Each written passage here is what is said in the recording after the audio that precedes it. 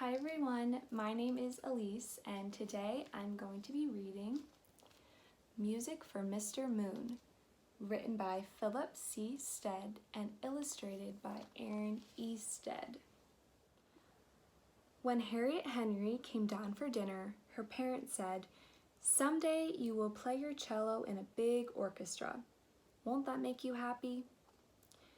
Harriet imagined crowds of people all dressed up like penguins. Her hands became sweaty and her face became hot.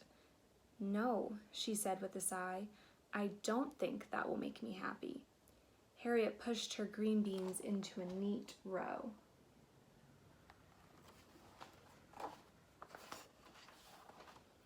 Then she closed her eyes and changed her parents into penguins. "May I excuse myself, please?" Harriet Henry did not want to play in a big orchestra. Harriet Henry wanted to play the cello alone.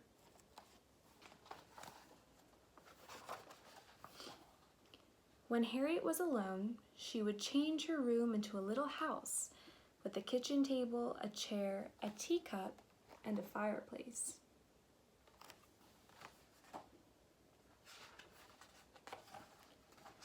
And when everything was quiet and still, she would draw her bow and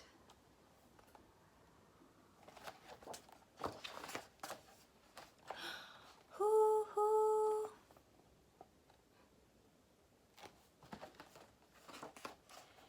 Harriet peeked her head out the window. "Please go away," she said. "I want to be alone." Then she sat back down, drew her bow, and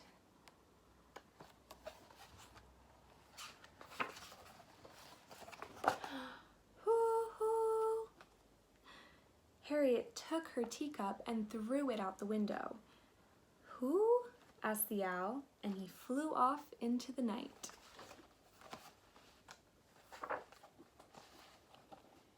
Harriet did not want to hurt the owl. "I just want to be alone," she thought. Then she sat back down and tried to change her regret into a new teacup. But before she could, Harriet's little house filled up with smoke. Quickly, she made herself a bucket, filled it with water, and tossed it onto the fire. Then she ran outside.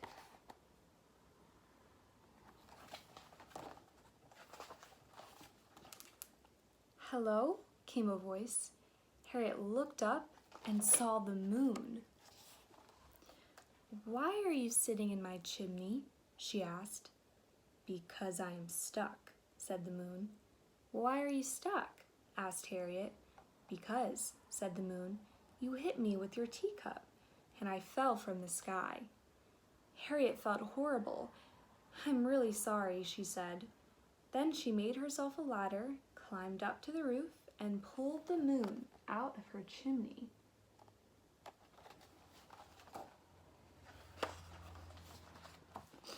"My name is Harriet Henry," said Harriet, "but you can call me Hank." "I am the moon," said the moon, "but you can call me Mr. Moon."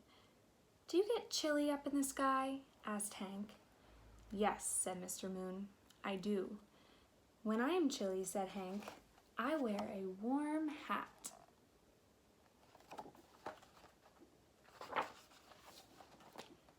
Then Hank made herself a wagon.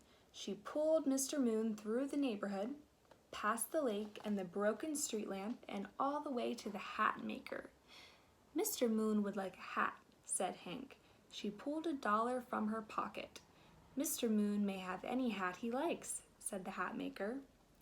Then he gave Hank back her $1 because once, when he was very young, he had fallen in love on a moonlit night.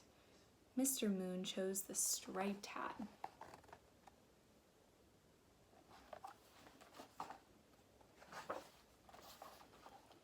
"Do you like being the moon?" asked Hank. "Yes," said Mr. Moon, "but sometimes I wish I wasn't the moon." Hank stopped at the broken street lamp. "What would you do if you weren't the moon?" she asked. Mr. Moon glowed brightly on the sidewalk below. "I would row in a boat." he answered, with a soft smile. Every night I watch my reflection float from one side of the lake to the other. Just once, I'd like to float on the lake for real.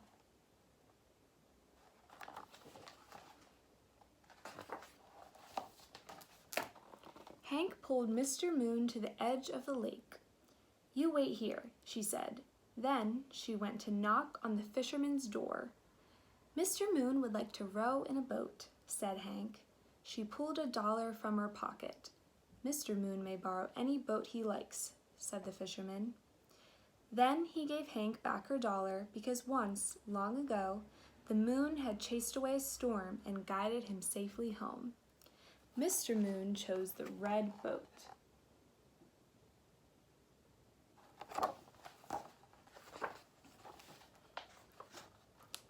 Hank and Mr. Moon rowed to the middle of the lake.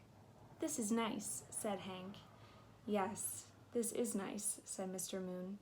"I like the sound of the water when it drips from the oars, and I like the sound of the bell coming from far away."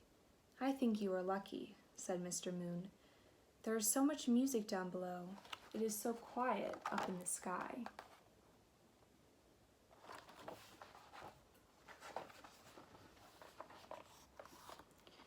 "I think it is time for me to go back home," said Mr. Moon.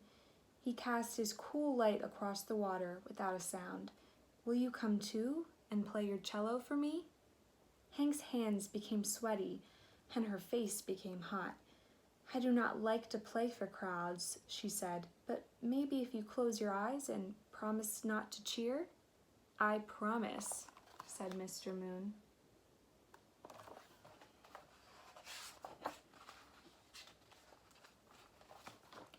Hank rowed back to the dock. "You wait here," she said. Then she pulled her wagon back to the fisherman. "May I borrow your net, please?" And she pulled her wagon back to the hat maker. "May I have another hat, please?" Last, she pulled her wagon back to the owl. "I'm sorry that I scared you before. Will you help me return, Mr. Moon?" "I will," said the owl, because every owl is a friend of the moon.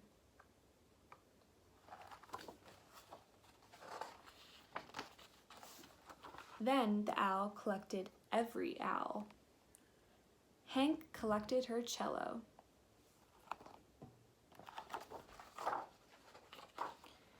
And together they collected Mr. Moon and brought him back home.